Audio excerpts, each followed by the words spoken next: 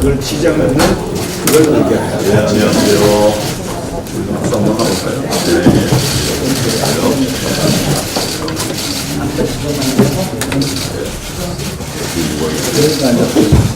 최장 30분 안에 하고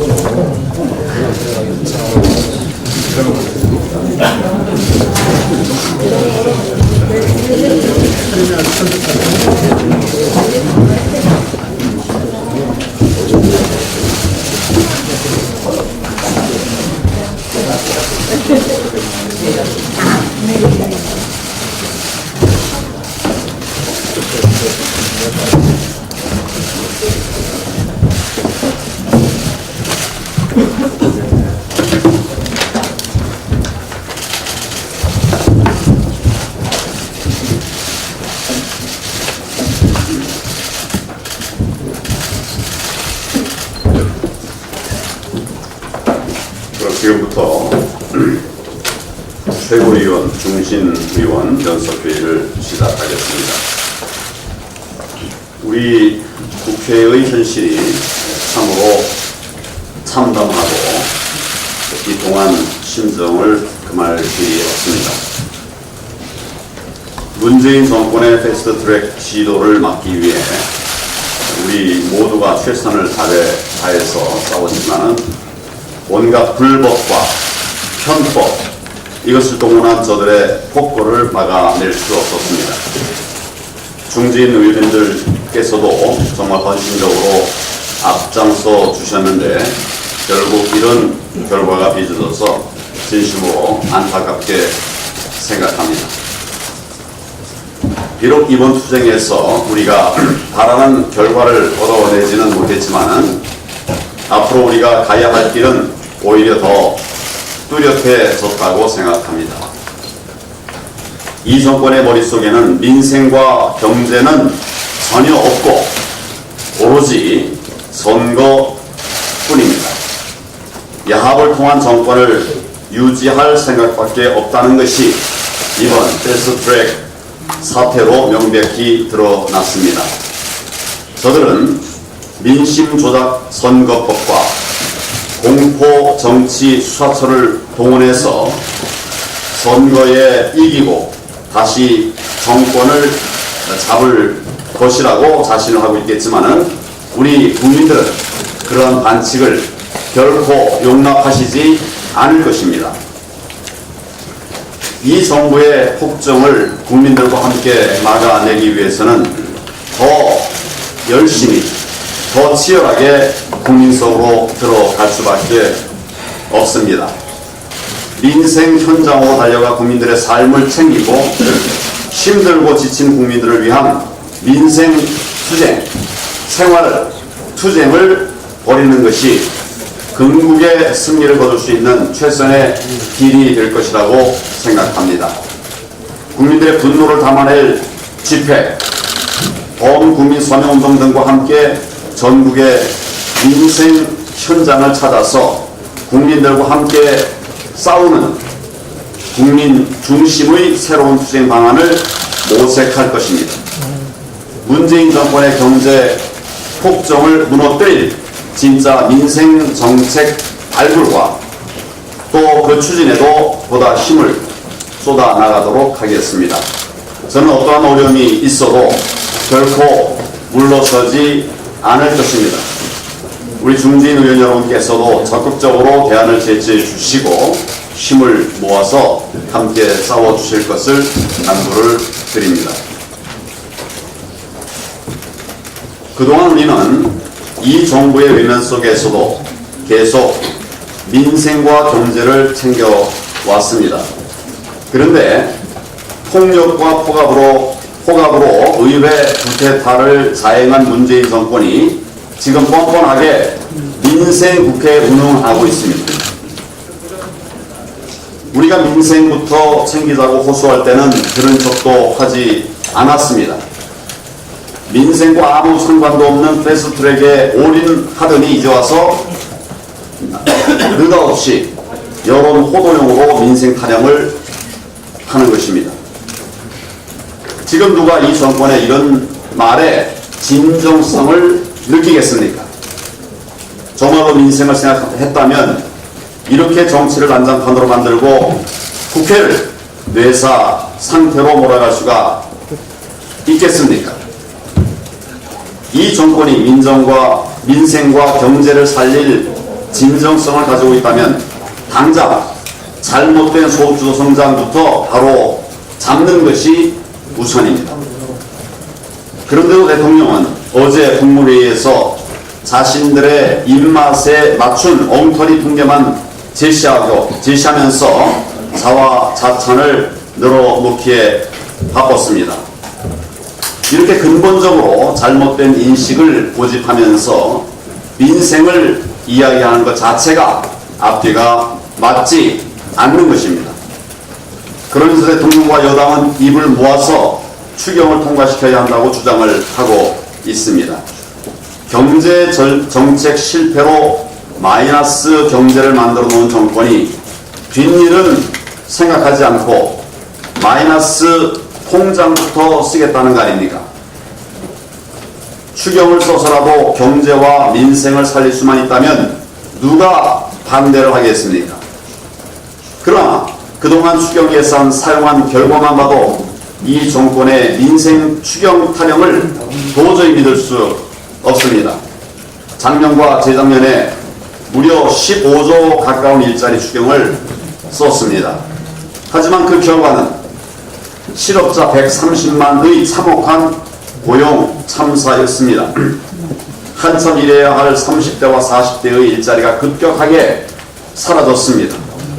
청년 체감 실업률은 무려 25.1%, 4명 중에 1명이 실업을 체감하고 있다는 얘기가 되는 것입니다. 그 막대한 예산 도대체 어디에 쓴 겁니까? 세금 풀어서 선심성 알바자리 만든 것 외에 아예 한 일이 없다고 해도 과언이 아니지 않습니까? 그래놓고 지금 또 6조 7천억 원에 달하는 추경을 요구하고 있습니다. 이미 우리 당에서 재해 추경은 협조하겠다고 분명히 했는데도 총선용 선심 추경까지 통과시키라고 억지를 부리고 있습니다. 정말 억지입니다. 우리 당이 내놓은 근로시간 단축 대책, 노동시장 유연화 정책, 그리고 서비스 산업 발전 기본법만 제대로 논의하고 추진했어도 추경을 안 쓰고도 얼마든지 지금과 같은 고용 참사를 막아낼 수가 있었을 것입니다. 우리 당의 규제 완화 정책을 받아들이고 탈원전만 중지했어도 산업 위기 지역의 추경을 투입할 일 자체가 없었을 것입니다. 최저임금, 주유 수당 등에 대한 우리 당의 대안을 수용하기만 했어도 민생의 위기 없었을 것이고 추경 자체가 불필요했을 것입니다. 경제 정책을 근본적으로 바로잡지 않으면 아무리 추경을 써도 밑 빠진 독에 물 붓기입니다.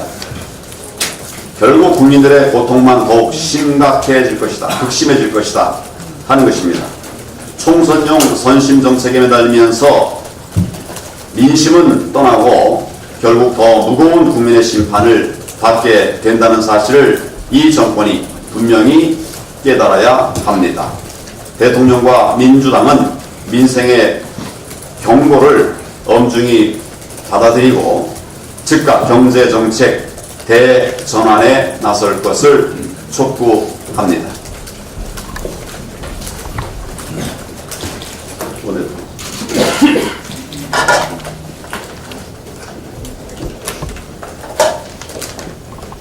어제 정부가 공동주택 공시가격을 공개했습니다.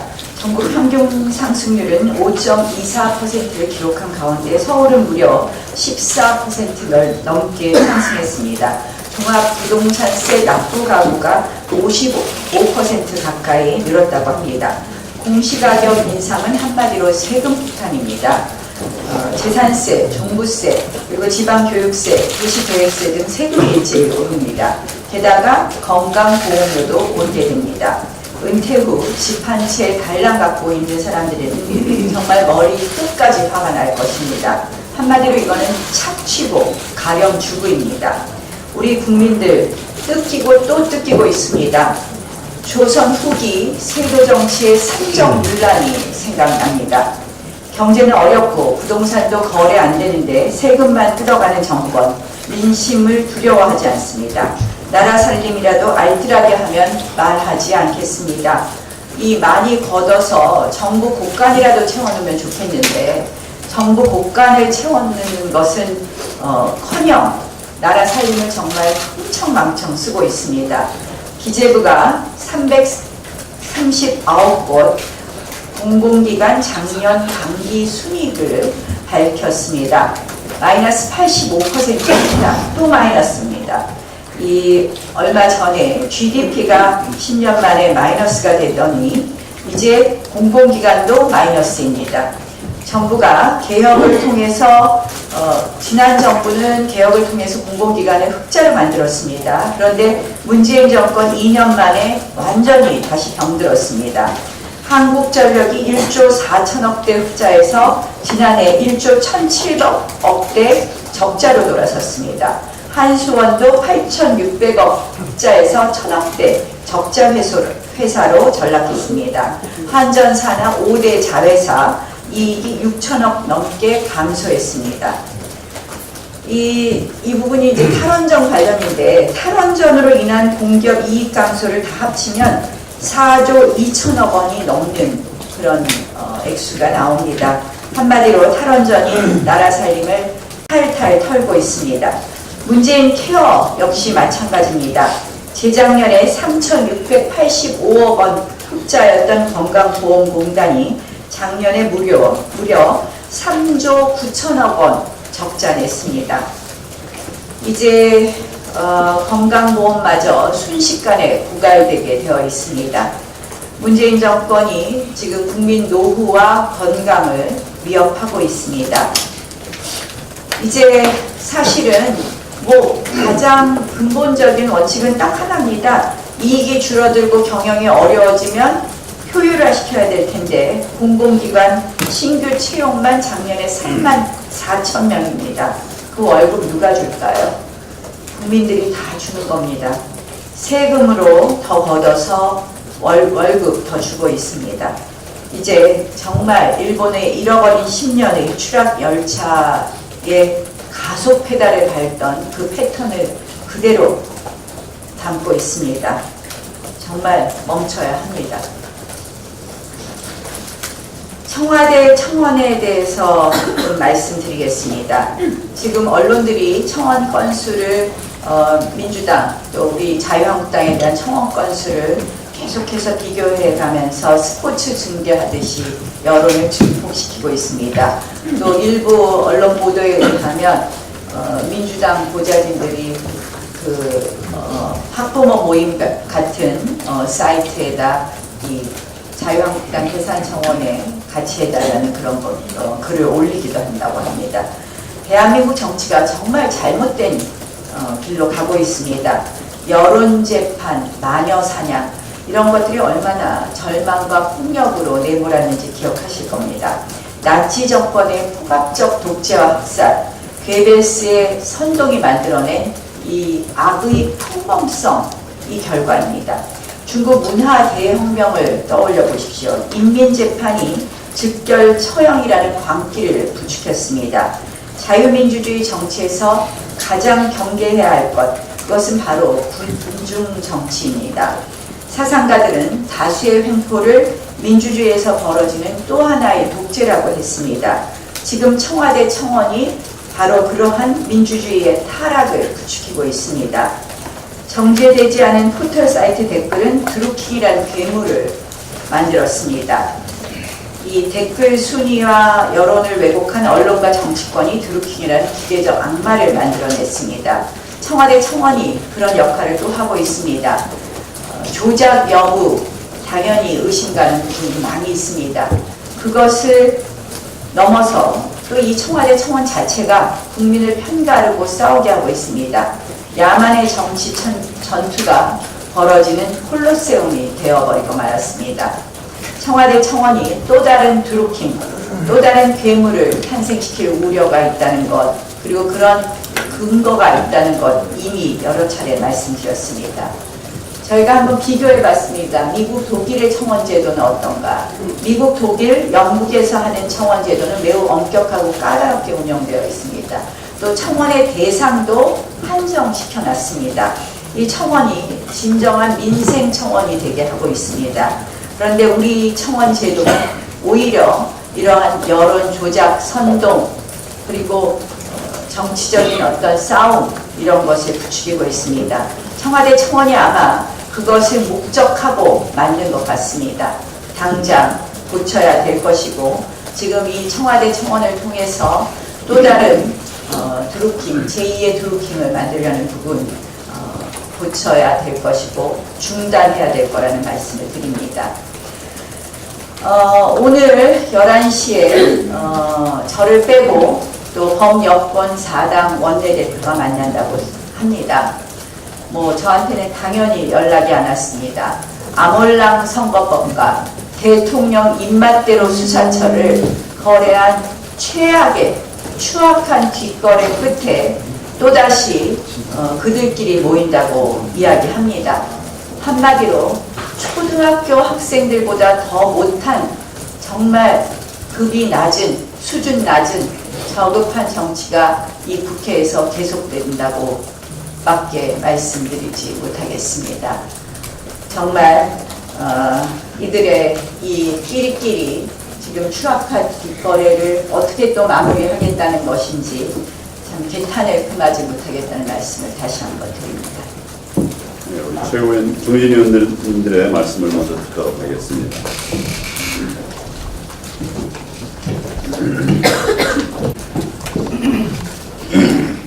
예, 국회 부의장 이주영 의원입니다.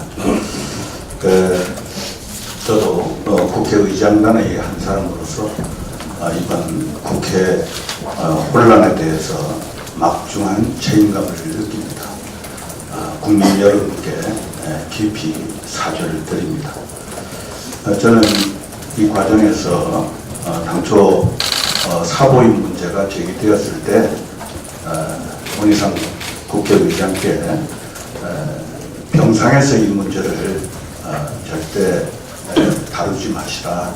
국회에 출근하셔서 여러 경로의 의견을 수렴한 뒤에 결정을 해 주십사 이렇게 부탁을 드렸습니다. 전화로 제가 부탁을 드리려고 하니까 전화 연결이 안 돼서 제가 정론관에 가서 공개적으로 그런 부탁도 드리기도 했습니다. 하지만 경상에서 전격적으로 사보임 승인 결정을 해서 결국 불법 논란을 불러일으켰습니다. 이 정치 인생을 아름답게 마무리하셔야 될 분이 이번에 큰 오점을 남긴 것이다. 저는 그렇게 평가합니다. 그리고 국회 사무처 직원들은 이런 여야 간의 정치적인 논란이 있는 이런 문제에 대해서는 엄정 중립을 취해야 마땅합니다. 그런데 국회 사무처 입법 공무원들이 도를 얻는 그런 행위를 하고 있다. 이 불법 사고의 문제, 또 법률의 근거도 없이 이번 지원 시스템, 이건 의안 과정도 모르고 있었습니다. 그런 것들을 동원해가지고 의안을 불법 접수하는 그런 문제, 또 파브 망치를 국회 사무처에서 제공한 이런 문제, 이런 등등에 대해서 제1야당의 입장은 전혀 반영하지 않은 집권여당의 일방적 주장에 대해서 입법 공무원들이 보도자료를 내고 또 심지어 방송 인터뷰에 출연을 해가지고 야당을 일방적으로 매도하는 행위를 한 데 대해서 제가 지난 29일 그저께 아침에 입법차장, 의사국장, 의안과장을 다 불러서 제가 하나하나 그것이 불법임을 지적하면서 질책을 강하게 했습니다. 국회의장단의 일원인 이주영 부의장으로부터 국회 사무처 직원들에 대해서 한 지적 내용들을 그렇게 일방적으로 뿌린 보도자료 또 방송 인터뷰하고 다른 내용들에 대해서 이렇게 지적을 하셨다 하는 점을 공개적으로 밝혀라 이렇게 제가 요구해 놓고 있습니다. 제가 어떻게 하는지 지켜보겠습니다. 그 다음에 정치가들이 평화를 외칠 때 전쟁을 각오하라. 군의 정치적 중립을 지켜나가라. 억지로 씌워진 갑질, 군 갑질 논란으로 직권남용 또 별건 수사로 뇌물죄 멍해를 졌던 박찬주 대장이 멍해를 벗고 나서 군 후배들에게 뒤늦은 전역사이지만 남겼습니다. 정말 신금을 울렸습니다.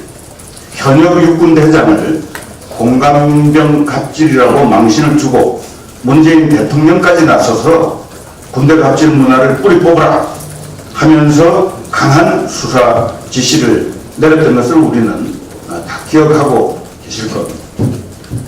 이게 전부 다 무혐의 무죄로 다 밝혀진 겁니다. 마녀 사냥식 여론몰이로 뇌물죄로 별건 구속되어서 헌병대 지하 영창에 3개월 감금되었습니다. 전역을 하자고 신청해도 강제로 막았습니다. 그것은 군복을 계급장관 군복을 입고 포승줄 묶여서 조사받아라 이렇게 망신 주기 위해서 강요한 것입니다. 문재인 정권이 홍위병 노릇하는 군인권센터와 짬짬이가 되어서 국가 권력이 총체적으로 동원되어 가지고 이 육군 대장을 린치를 가한 것입니다. 군인권센터는 기억하시겠지만 지난번 기무사 개헌 문건도 군사 비밀 문건임에도 불구하고 여당 국회의원과 짜고 폭로해서 내란죄로 처단하라 선동을 했었습니다. 문 대통령은 여기에도 국빈 방문 중에 수사 지시를 강하게 내린 거 여러분 다 기억하십니다. 그런데 모두 혐의가 없다고 다 밝혀졌지 않습니다. 이렇게 보면 문재인 대통령이 이 홍위병과 더불어서 우리 국민을 상대로 갑질을 하고 있는 것이다. 적폐청산을 부르짖는 이 정권의 대표적인 이 갑질 적폐다 이렇게 규정하지 않을 수가 없습니다. 그래서 검경 수사 당국은 문 대통령과 이 홍위병들의 진짜 적폐 이 즉각 수사에 나서서 엄중히 처단할 것을 촉구하는 바입니다. 이주영 회장께서 말씀하신 것 중에서 조금 정정할 걸 있어서 제가 바로 말씀을 드리겠습니다. 아까 빠루와 해머를 모두 국회 사무처에서 제공했다고 말씀하신 것 같은데요. 그렇지 않습니다. 그래서 빠루는 국회 사무처에서 제공했다고 밝혔는데 사실 빠루가 2자루였습니다. 한 자루는 경호과 소속의 경호원이 사용했지만 한 자루를 사용한 쪽은 누군지 밝혀지지 않고 있고요. 해머는 사무처에서 제공한 것이 아닙니다. 저희가 이미 브리핑했지만 파란 가방에 해머를 반입한 사람은 민주당의 이우삼 의원의 보좌진입니다. 저희가 얼굴 사진이 있습니다. 또 이름도 알고 있지만 이름은 굳이 밝히지는 않겠습니다. 민주당 이우삼 의원의 보좌진이고 반출한 사람은 저희가 얼굴을 공개했습니다. 그러나 저희가 신원은 아직 확인하지 못했습니다. 따라서 해머는 파란 가방 속에 숨겨서 민주당 보좌진이 반입했고 그리고 그것을 사용하고 반출은 신원 불상의 사람이 다만 저희가 얼굴 모두 공개했습니다. 반출했다는 말씀을 드리면서 결국 우리 이번 저희의 평화적인 연좌 시위에 대해서 흉기를 들고 바로 두 자루와 해머를 가져와서 사용한 것은 이 해머는 민주당이 확실히 반입하고 사용했다는 말씀을 다시 한번 드립니다. 이주영 부의장님께서 말씀하신 것은 이 정부의 정말 잘못된 이런 대처들에 대해서 큰 틀에서 말씀하셨고 구체적인 사실관계에 관해서 우리 나경원 원내대표께서 보완 설명해 주셨습니다. 우리 조 의원께서 의원님께서 말씀해 주시죠.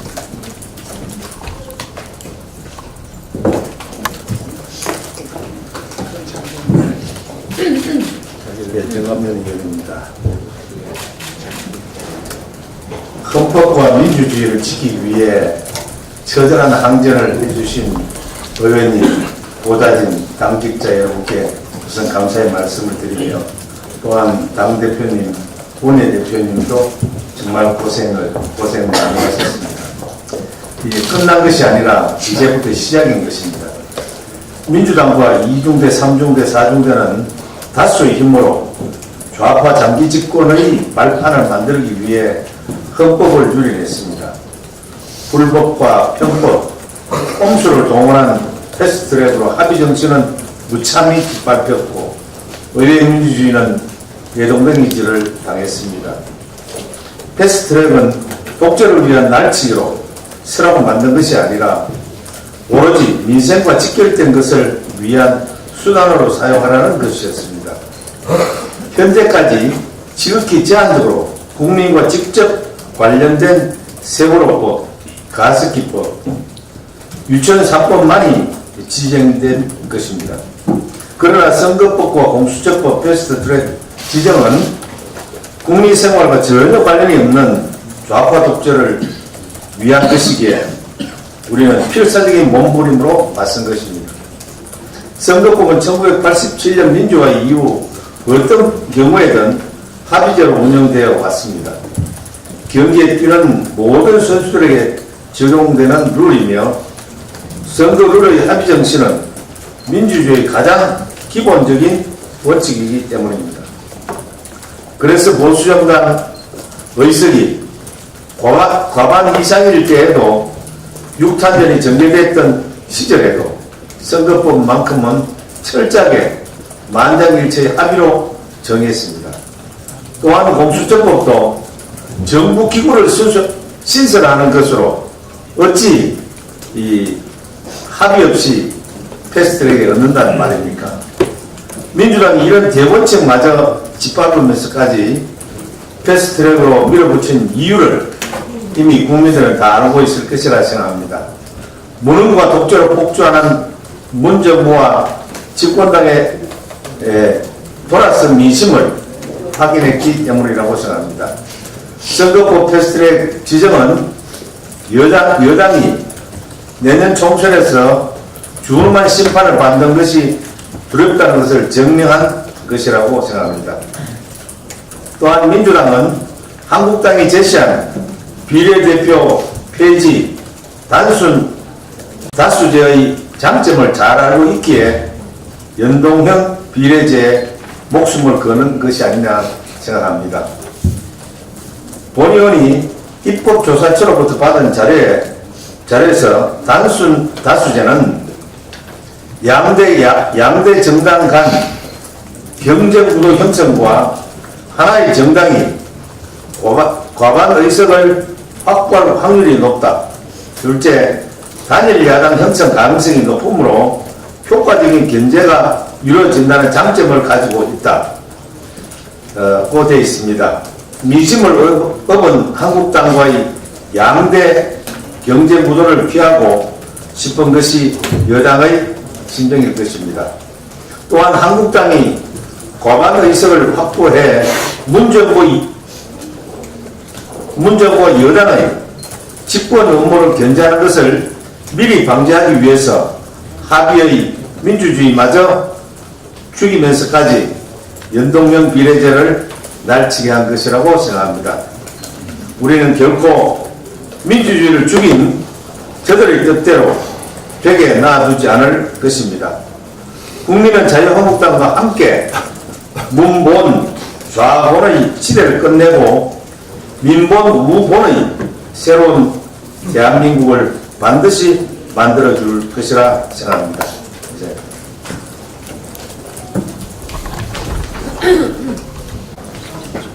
패스트 트랙이 날치기 트랙이 됐습니다. 정략적으로 악용됐습니다. 이 패스트 트랙은 지난 19대에는 제도가 있었음에도 불구하고 단 한 번도 사용되지 않았습니다. 그만큼 여야가 합의 정신을 존중했기 때문입니다. 그러나 이렇게 이번에는 날치기 트랙으로 됐는데 미국이나 영국도 패스트 트랙이 있습니다. 그러나 그쪽에서는 행정부에서 주도권이 필수 불가결한 무역 문제, 그리고 전쟁 문제, 핵무기 비확산 문제, 이런 외교, 안보, 국방, 통상 이쪽에만 패스트 트랙이 가능하다고 제안하고 있습니다.